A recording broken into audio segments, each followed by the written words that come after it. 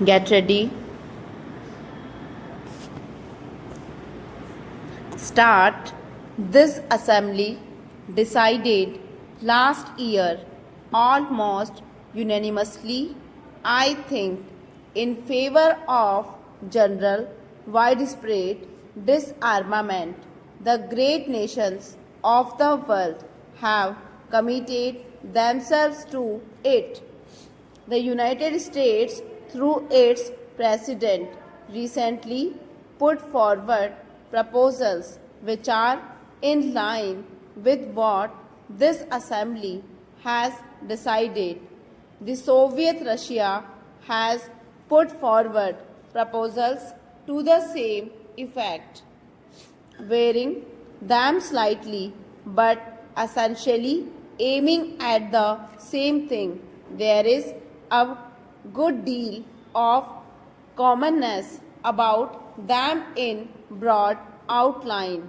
If that is so, why should we not grasp this opportunity and remove the fear and terror from people's minds and devote our energies and resources to the advancement of the world?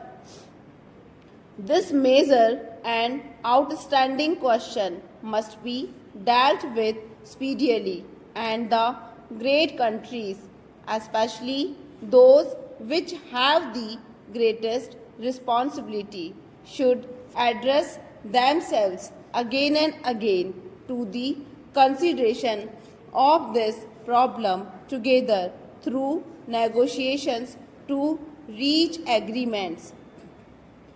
Such agreements cannot be merely agreements between some countries, however great. These must represent all the members of the United Nations, but I do think that it is better for a few countries to deal with this problem to begin with. I feel rather strongly on this question, although we in India are probably not situated in the major theatres of a possible war. Everything that man has striven for in the past thousands of years is at stake today. While I feel as strongly as possible about the freedom of the colonial countries and other dependent people, I do think that the biggest question today is the question of war and peace and disarmament.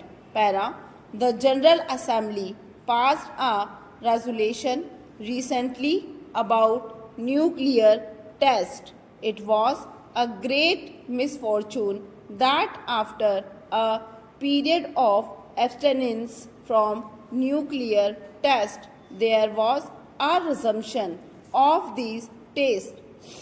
Immediately, it becomes more difficult to have treaties for ending nuclear tests because the whole atmosphere becomes one of fear and apprehension.